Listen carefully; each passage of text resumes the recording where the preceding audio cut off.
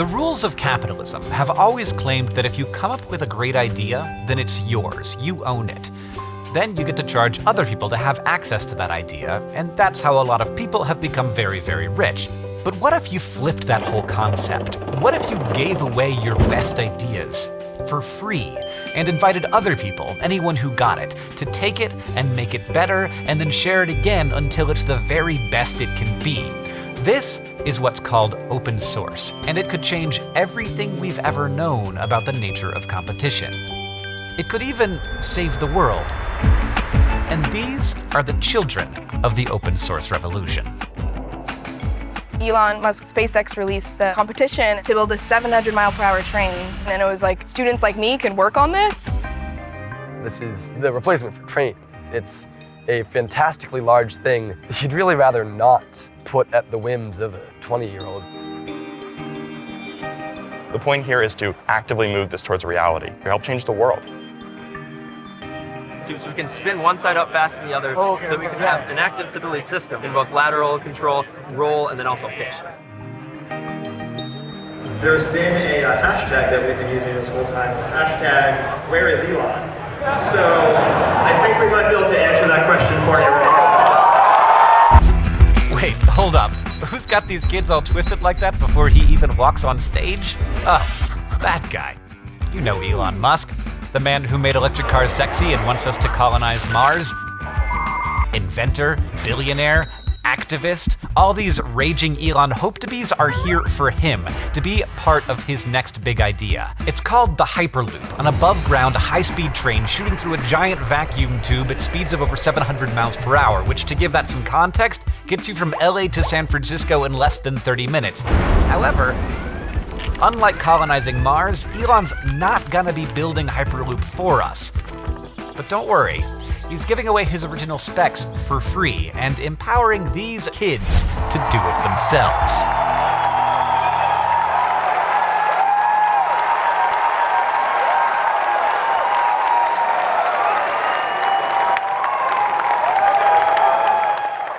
I'm amazed by the fact that there's been such an outpouring of enthusiasm and talent. What we really intended to do with the Hyperloop was really to spur interest in new forms of transportation. I'm starting to think this is going to happen. So, yeah.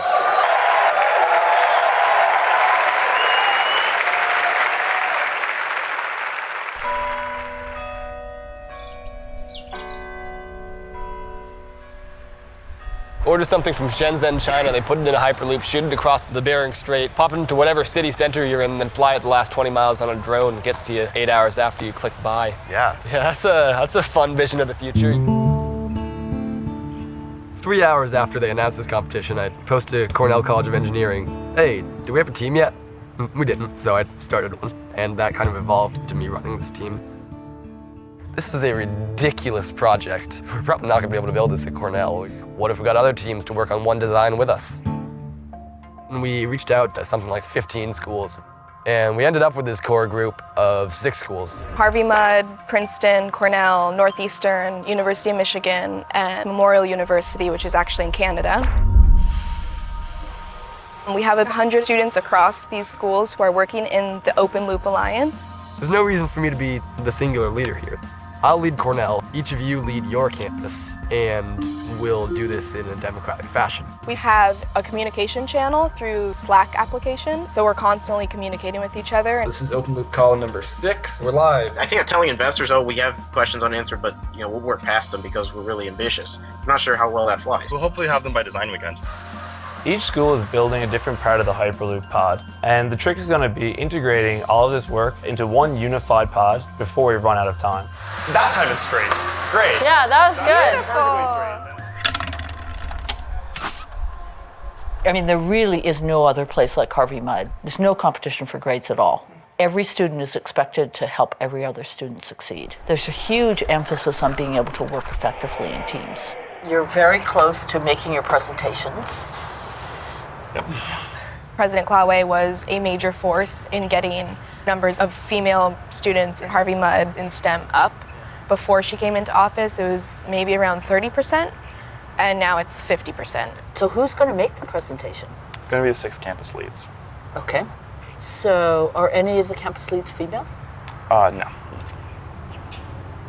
We have the highest gender diversity at Mud on the teams. So how many, We're 3 and 7. 3 and 7. And that's the highest? I think so, yeah. Wow. As a woman in a STEM field, it is important to show that we're capable just like the boys. I'm one of 2 who are in charge of sensor design and calibration when it comes down to building the pod. You have a great team. You've got 6 great institutions. So the fact that you guys are working with 6 teams with different time zones, that's impressive. You guys are going to get picked. Absolutely. The idea of Hyperloop came from Elon's brain. He really wanted to open source it, kind of give it out for people to do, so I just raised my hand and said, could I do it, and go try to find a team that could actually build it. We took the original white paper, which is a brilliant system-level architecture, and our company, Hyperloop Tech, kind of took that and started from scratch. We were in a garage a year ago in Brogan's house, and now I'm building the tube. So we're here just to meet the students, to talk with them, to see all the ideas they have. I cannot stop smiling. Look at where we are. We are at Texas A&M University. We are in a SpaceX. Everyone's here. Get in the tube. I'm looking for it. I see the photoelectric strip. There's over 300 teams at this competition from all over the world. 22 overall will progress at Design Weekend. These 22 teams who progress, they are given an opportunity to build their own pod and a slot at the competition weekend to test them on a mile-long test track that SpaceX will build and see how it actually moves over the course of a mile, how fast it can go, how stable it is, how scalable and feasible it is to actually build. This would be 4K streaming for every passenger. You can get about a gigabit per second. We're so scared and there's so many things that can go wrong. So the sooner that we can get it built and start testing, it'll be really good. We've committed to award $150,000 to a couple student teams to help them actually build their pods. But that's really the start. I mean, I don't think that we want to put any fences on how much support we want to provide these students. I want to get you, if we get the $76,000, we would like to look at you guys to come in and integrate your system for keeping this thing centered on the rail. Nice to meet you. God bless you. Have a good one. These next 3 days, 4 days, if we do really badly, we're fine. But if we do really well, we are making our future. Internship, job, what you want, it will be there.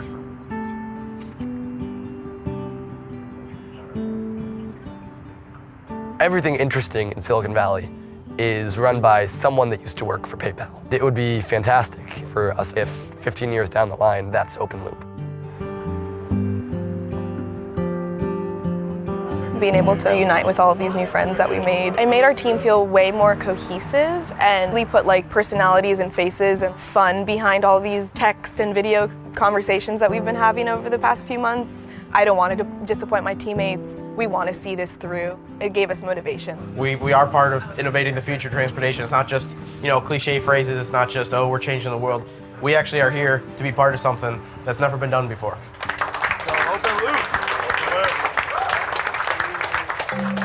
Ready? Set. Go. Hello all, we are Open Loop. Wait, Open Loop or Open Loop Alliance? We're the Open Loop Alliance. Okay. Go. Hello all, we are the Open Loop Alliance. We are proposing a robust design that will help further the Hyperloop technology and the frontiers of transportation. Hi, I'm Nick from the University of Michigan, and our campus focused on optimizing the aerodynamics and the structures of the fuselage. Our airskate is designed to be easily manufacturable and interchangeable. Both the skate surface and the pressure chambers can be easily removed and replaced. So even though the Hyperloop pod operates in a very low pressure environment, the aerodynamic effects remain non-negligible as it becomes very cost prohibitive and inefficient. Hello, we are Open Loop. We are proposing a robust design to help further the Southern California within 6 weeks, at least 6 weeks before build. And compressed air tanks on that lower frame.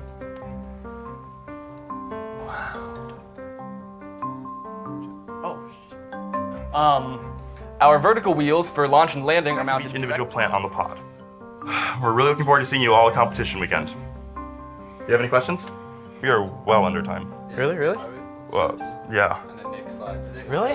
Yes. Nice. Be confident, talk slowly and clearly, pronounce all the words. At least for me, this has literally been my life for 6 months. Last night when I was practicing myself, I was trying to hit all the script words and I was tripping up and I'm like, I know what I'm trying to say. We just need to run through it a couple more times. Hello, we are Open Loop. We are proposing low speed pressure environment. The aerodynamic effects during unloading, loading, and braking. It's turbo machinery from one of the turbo machinery manufactured firms, and that was just outside the cost and time scope of this project.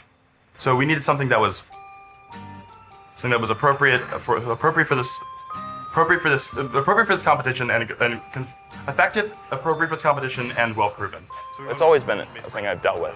My brain still moves fast, a lot faster than my mouth, but I was practiced enough in presentations to know that I could do it. I spent hours and days preparing for the presentation, but of course in the moment I was like, oh crap. Who's ever talking, pay attention to him and be involved. Compressor question is coming back to me. Skates is coming back to Nick. You guys ready? We go ready then? Let's do it. At the highest level, our pod can be described as two frames. The upper fuselage frame, which holds our cargo, and a lower frame which houses our air suspension, which we believe will be very scalable for a full-scale design. Our exterior shell is composed of carbon hexagonal sandwich. It consists of an aramid honeycomb structure in the middle, sandwiched by two sections of carbon fiber. And this gives us a high rigidity, high strength external protection for our pod's internal components, namely the suspension and skate systems. This is Open Loop Alliance. Come see us at booth 74 and we'd be happy to answer any questions you might have. That's the question. You have got a group of people that are different places and so forth. Do you all have a systems group that integrates and makes sure that everything? Yes, we do. We have a dedicated integration team involving one student from each college, making sure everything's working on the same plane. Making sure all communicate often. Absolutely. We have weekly, which have become daily meetings between the team leaders, as well as Google Drives and a constant Slack channel where everyone can update general information. Okay. I mean, one other question. Absolutely. On your airbearing system, if you move it to the full scale, thank you. What is the effect of the speed on the efficiency of that? So that's somewhat hard to predict, and honestly, that's why we want to build this pod. This is quite a new application of air bearings. There's very few applications at this pressure. Yeah, at this pressure, speed, and size format. So that's most of what we're hoping to learn from launching this thing down the track in June. Any other questions? Did we do that good a job? Good job, guys. We had a controls engineer in the audience. I was really hoping for one. Just wanted to get some good questions. Thank you. Oh, I love the Common Filter. I've done a lot of work with them. The race was run. It was done. I thought we had done really well. It switched from, oh man, there's so many holes in our design, to, oh, just kidding, it's apparently good. Huh. Okay. This was a good 6 months of effort. Wow. Look at this crowd. Is this exciting? Who's excited here? Let me hear it. Right here in my hands, I have those who are going to be receiving awards. I am feeling super excited, but we're pretty confident about how we did. I mean, we have a great design. We have a great design. Our first award, RIT Imaging Team, Rochester Institute of Technology. Please come forward. We're super excited for all these other teams, but you're just waiting. Our next award is going to RMIT University. Our next award, it goes to University of Washington. And we're hearing all these other teams' names. There's this overwhelming feeling of like, where are we? 17 teams so far have been announced that are going through. We're about to announce the top 5. There's that little shred of hope we keep holding on to, and we're hoping that we are in the top 5. Hoffman Estates, Illinois. They named the 5th team. Auburn University Hyperloop team. They named the 4th team. Ryerson University. I thought we were good, but I didn't think we were second or first place good. I was still like holding on to hope. In second place, Delft Hyperloop. In the SpaceX Hyperloop Pod competition, the winning team from the Massachusetts Institute of Technology, the MIT Hyperloop team. Congratulations. I remember feeling like a very slow motion movie. Like we all kind of looked at each other and didn't really know what to say. Thank you for coming. There were big holes in our design. We couldn't levitate high enough, we weighed too much. When you're beat, you're beat. Like, I mean, like I have a lot of other things that I'm really interested in involved in right now, and I would love for this to go forward, but I'm not sure I want to spend the next, week or 2 weeks cranking away at this to the detriment of other things to, This is a kind of a natural human inclination, is to protect yourself from embarrassment and from failure. But honestly, I look at it the other way, and I think the greatest embarrassment is the one where I get a year in, and I haven't asked the obvious question. Trying ideas, just throwing stuff out there, seeing what works, seeing what doesn't work. And if you give yourself permission to fail, then you're in pretty good shape. Because then if you fail, you're like, oh, well, I knew that might happen. Let's try something else. If someone just says failure, your stress hormones increase in your body because it's so stigmatized that failure is bad. It's an F on your report card. But failure is part of being successful. Because if you fail, then you have to analyze what you did, you have to think of other strategies. Whereas if you succeed, typically you just blow it off. Oh, I rocked at that. Great. You know, when I got to Silicon Valley, all I could hear was fail fast, you know, like fail fast, break things, fail fast. What I realized is that they're not talking about failure. They're talking about recovery. How fast can you recover from failure is all that matters. Thank you so much again to everyone for coming. There's been a total of 22 teams. However, we want to know that actually more are going to qualify. Like we have a chance.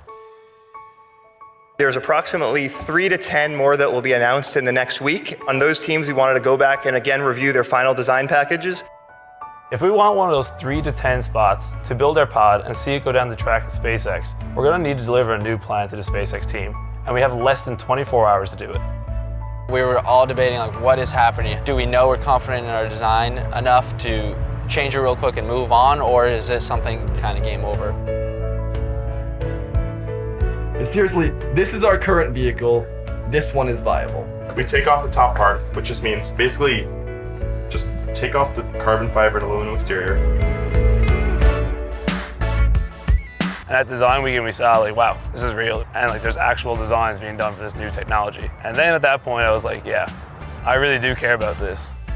Deadline did end up causing tons of people in different time zones staying up all the way through the night. People were like missing classes, just trying to like jam out this like new proposal. Our fuselage was easily 50 times heavier than it needed to be. And we cut something like 40% of our mass by switching to real carbon fiber instead of the aluminum I-beams on the fuselage and just chucking out all the bathwater, but you know, we hopefully kept the baby. So in fact, you can slap the whole shell down 3 inches, can't you? We need to start moving more quickly, especially once we get 2 SpaceX engineers. See that list. Like what we did last semester will not work at all. We need to be like on forward, on time, because everyone's going to depend on everything else. So we can't just like be behind like ever. Otherwise, we're just not going to make it. Period. Yeah. Well, after a number of like an all-nighter and a lot of work, we put it all together and we presented this long, new updated design book. Dear SpaceX administrators, After competing this past weekend, we received a lot of positive feedback. judges, sponsors, and other teams. Please find attached our revised design that we hope would bring our pod to the technical level required For competition weekend. I sent an email at 5:01.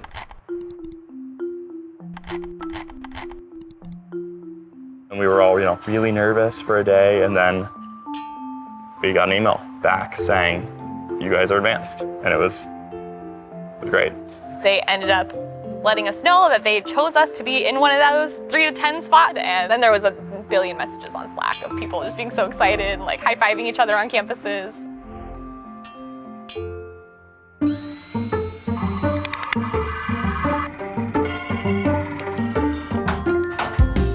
Michigan, Northeastern, and MUN are really doing the vast majority of the nuts and bolts, and Cornell and Princeton are almost fading out. Carbon fiber fuselage body was designed and manufactured by the Michigan team, and we're at the point in the build for us where we're hitting the home stretch and things are really start to kind of bang, bang, bang fall into place. It's pretty exciting, but at the same time, it's also entering some of the more stressful and probably the most challenging points that we'll be at so far.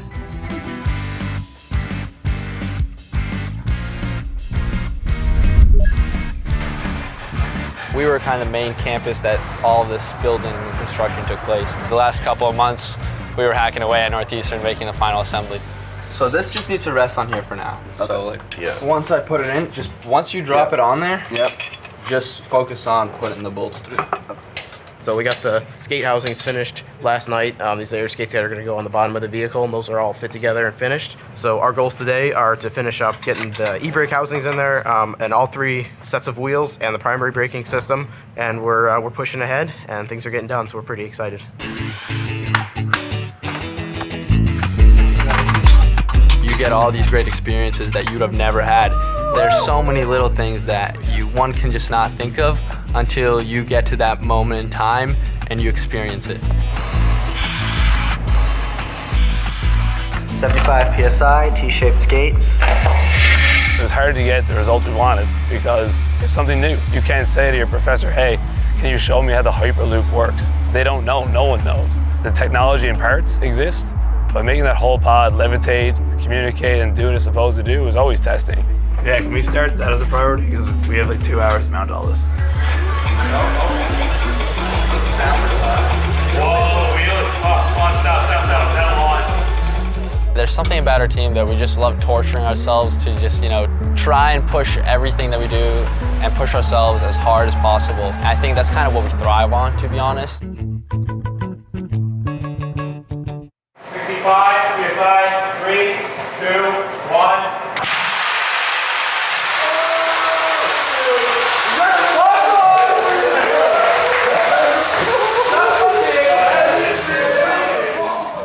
I'm a part of something that's just so much bigger than me, bigger than my school. This is something that nobody has ever done before. We're going to be part of 30 teams that are testing the world's first large-scale Hyperloop prototypes. And then to realize that we just shipped the vehicle from here is really, it's almost surreal, honestly. It feels really cool.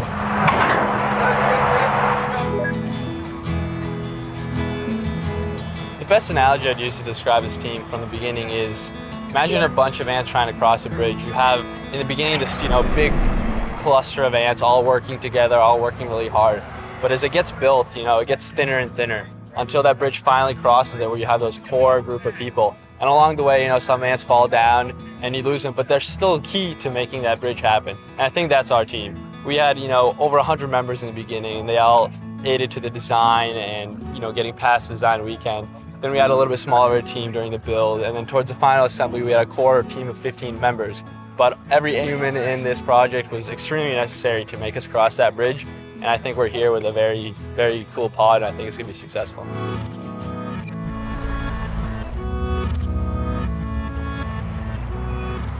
Finally, we're here at competition weekend. And after a 1.5-year journey and thousands of hours of hard work, we're here to see our pod compete against the top 29 teams in the world and hope for the chance to actually get inside the tube.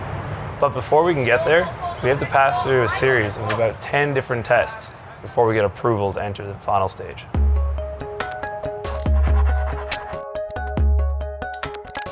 The judges were all around us, crowded around the pod, and they were asking a bunch of technical questions, whether it was safety, performance, scalability. It was pretty intense. Did you guys do any testing with the air bearings to figure out how much lucky you have? Yeah. You guys have a very scalable design. Like, this could actually work. Is your software already designed? It's ready, it's in the GUI, but she needs to show it to flow. Gotcha. How thick is the aluminum that you're running off of? Do you know it was a half-inch? Why is this the right solution to Hyperloop? We've had architecture, we've had math students, physics students, a lot of engineer students. It's not necessarily everyone's an expert, but because we have such a broad pool of what we're tackling, we get to look at the problem in many different ways. Is it gonna work? Hell yeah. Hell yeah. That's the confidence I want to hear. There's thousands of components on this pod, and if one goes bad, we may crash at the end of the tube and, cause some catastrophe, so we can't make that happen. Once you're on the track, what do you run in terms of functional tests to make sure your pod is ready to go? None of these battery packs are installed, but nothing's connected. So first thing we do is connect them to the boards. Once we connect the boards, we just make sure we're reading the right voltages. The tests that you can do right here are tests that we cannot do anywhere else. I mean, you have this huge test track, you have this huge vacuum chamber. So this is where you see, the core concepts of your pod function. And if they don't, it's not like you can go back to the machine shop and, redesign half of your pod. She's a beauty. It's fascinating to see all these pods for real, to see how each team took a unique path in design and execution. All these paths led to the same goal, but their differences are pretty astounding. Hey, Nick. Okay, right, so if you're on Prairie and Jack Northrop, you're gonna wanna just go north on Prairie, just a little bit. How about I just come meet you? See ya. Yeah, how you doing, man? Yeah. Dude, there's a tube. There's a tube. After, you know, however many tries it took, there's a tube. We're back here. Oh my God, so many teams. That is ridiculous.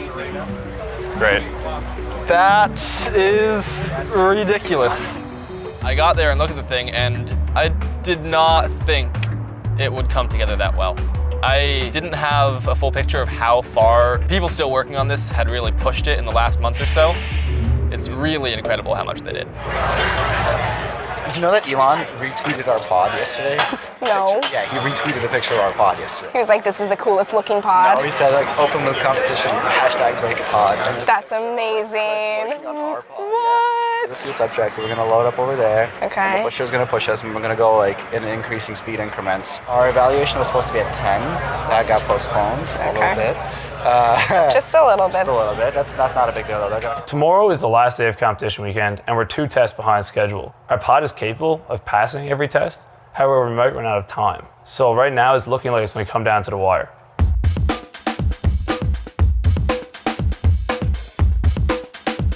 Hi everyone, and welcome to the first ever SpaceX Hyperloop Pod competition.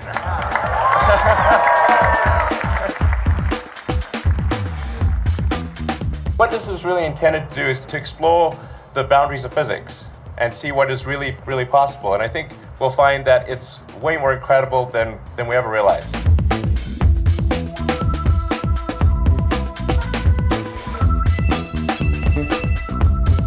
Of course you want to win, but the real goal is to have a particular idea and build it. Because you learn so much more from the conception through building than you do from just seeing someone else's good idea that already works. We float, we have working electronics, we've passed vacuum testing. The question is, can we get into the tube? So we just spoke to the SpaceX judges, and only 3 teams are going to be able to go in an evacuated Hyperloop tube. The teams are MIT, Delft, and WAR. We were told pretty definitively midday today that there was basically no chance. You're so close and yet so far, but I mean, we've still built a pretty cool thing, really cool thing, and that's exciting. We've built this technology, and at some point we'll test it and we'll show it, one way or another. Milan and I talked and we said, we're not leaving until this is done. So what we decided doing is basically tune our levitation to get it as working as best as possible, to kind of get judges to notice us and to really try and push and get us, into this tube. We looked down the driveway and we saw an escort of security guards. In amongst the security guards was Elon Musk. Our whole team lined up and we couldn't believe when he actually stepped up to our pod. Good, how's it going? Hey. Hey. Lon. And we told him that we'd follow his design philosophy for an air-bearing pod, and he was super impressed with what we put together. He really liked the look of the pod. Have you put in the tunnel? No. Okay. We're trying to get We're ready. We're ready. Yeah, we actually floated on. We need your help. Oh, what's wrong? Too many people. Too many people? Okay. That's when we told him we needed an extra day. Maybe we can extend the tunnel, the tube operation to tomorrow. That would be awesome. Would that be? Hell yeah. On the spot, he granted that. Like they were trying to get their thing in the tunnel, but maybe we extend the tunnel activity till tomorrow. Want to do it? Yeah. Got it. Done. Yes. Let's go.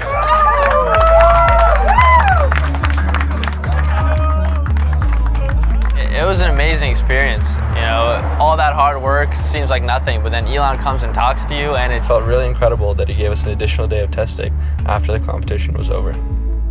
For me, that's like the most exciting thing that's ever happened in real life in a moment that you weren't expecting. It was never about winning the competition. We just wanted to prove that our pod worked. Hey, Chris. Hey, what's up, guys? Who should we talk to, Flo, about testing lot stuff?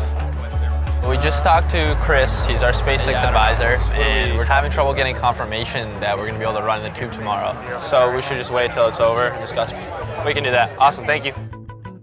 And we most likely aren't going to get any confirmation until the last pod goes in the tube at the end of the day. 3, 2, 1.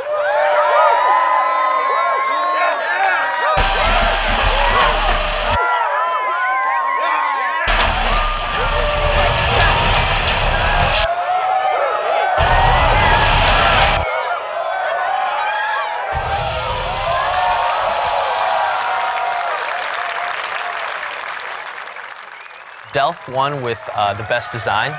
War got the best performance and safety in the tube. They're the teams that had the organization and had all the effort put in to actually get it done on time and get in the tube on time. So it's a huge congratulations to them.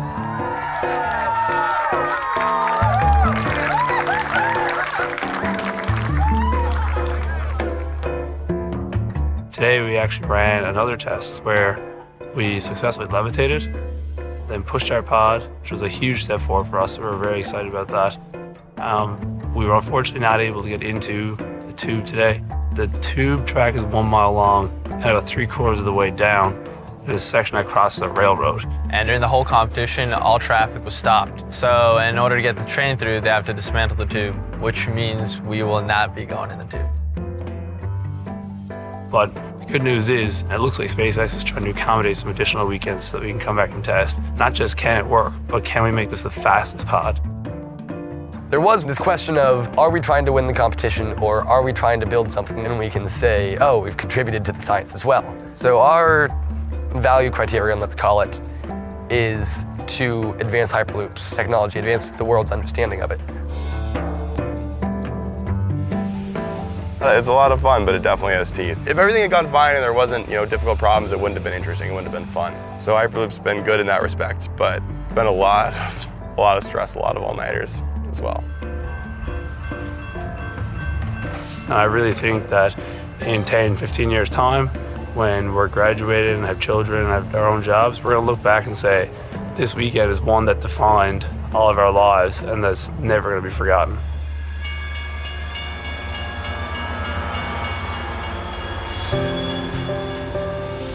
This may be the strangest competition ever, because there actually is no competition.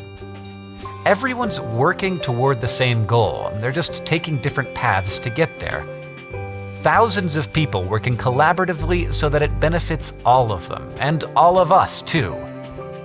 Welcome to the open source world, where people get together to make it work.